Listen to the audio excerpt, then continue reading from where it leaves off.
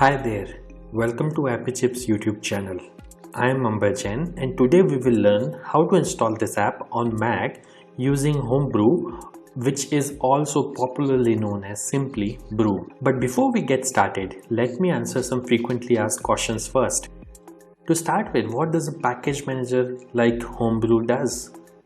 Well, a package manager lets you install, uninstall or repair apps on your Mac. A package manager is very similar to App Store on macOS or Microsoft Store on Windows operating systems, except that a package manager uses commands that you type on Mac terminal to install or uninstall different programs.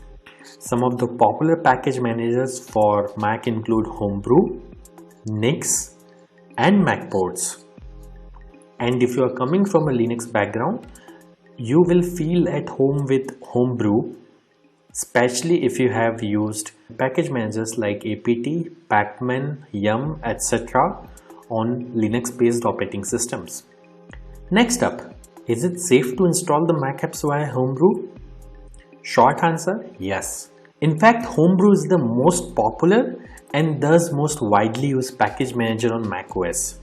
Moreover, Homebrew is a non-profit member of Software Freedom Conservancy Foundation, also known as SFC Foundation. Many other open source projects like Git, BusyBox, Samba, Wine are all part of this Software Freedom Conservancy organization. Also, you might be surprised to know that Homebrew is the most forked project on GitHub and it has the largest number of contributors on its GitHub repository. Many devs at organizations like Google, Apple, Dropbox, Stripe, etc. use Homebrew to set up different development environments on their MacBooks and iMacs. Next question. Can you use Homebrew to install programs on Apple Silicon or more popularly known as M1 MacBooks? Again, yes. Starting version 3.0 of Brew, Apple Silicon is now supported on Homebrew. In fact, Homebrew also supports programs that are at the moment only supported via Rosetta 2 on Apple Silicon. Now that I have answered your questions on safety and compatibility of Homebrew, let's get to the installation process.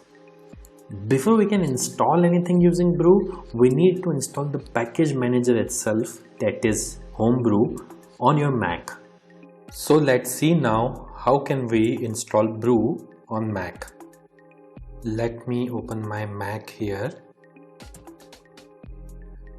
First, you need to press Command and space on your keyboard. This will open Spotlight Search on your Mac, and then you have to type terminal.app. You will see this terminal app. Simply double click on it to open terminal. Let me maximize this terminal window. Now we need to copy paste the command to install Homebrew from the Brew website. So open your web browser and simply go to the website brew.sh. Once you are on the website, you will see this section called Install Homebrew, which has a command that you can simply copy by clicking on this button over here. Once it is copied, you have to go back to terminal, right click, paste. Now that the command is copy paste over onto this terminal, press enter. This will start Brew installation. Now it is prompting me to enter my user's password on Mac. I am going to type the password now, but it won't be visible on your terminal. Once you have entered the password, simply press enter, and if the password is correct, the script will continue. Now it is saying press return to continue the installation. I'll press enter here, and this will start the installation of Homebrew on my Mac. Let's wait for this to finish. As this message here says, installation successful. So that's it. Brew is successfully installed on your Mac now. Now before we proceed, I would like to highlight that Brew collects anonymous usage data via Google Analytics. As you can see on this page, if you want to opt out, you can simply run this command brew analytics off and press enter, which simply disables the anonymous usage data collection on your Mac. Now let's update the package database locally by pulling the metadata of the latest packages on a local map from the central brew repository. This should typically take less than a minute to complete depending on your internet connection speed. To do so, simply type the command brew update and press enter. As you can see, my local brew database is already up to date because I just installed brew on my system. Now to install the app, let's run the brew install command. Mind you, if during installation, if you're prompted to enter a password, enter your Mac user's password to continue.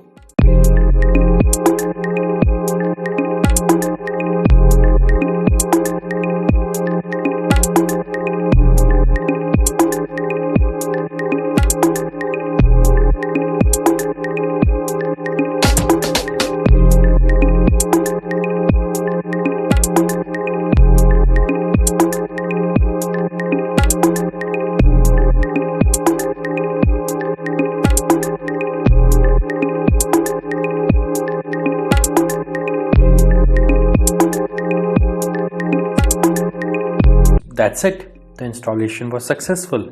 If this video was useful, don't forget to hit the like button. And if you faced any problems during the installation in this video, please leave a comment below and somebody from AppyChip team will reply back to you. If in future any app installed using brew stops working, then you can simply reinstall it using the command brew space reinstall space the name of the program. For example, I'll try to reinstall this program called Hello, which is already installed on my system.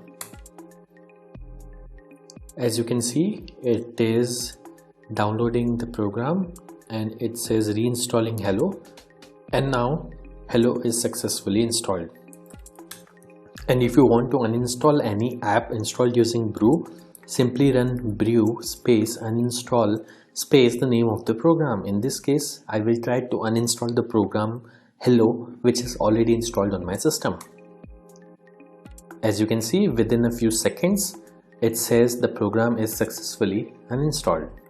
Also, over time, brew might end up consuming disk space on your Mac as it keeps installers of the programs that you had installed on your hard disk in a cache directory. So you can use the brew space cleanup command once every 6 to 12 months to free up some space on your Mac. This command removes app installers and older versions of the packages only. It would not uninstall any of the apps that you have installed. As you can see, brew cleanup was successfully run on my system.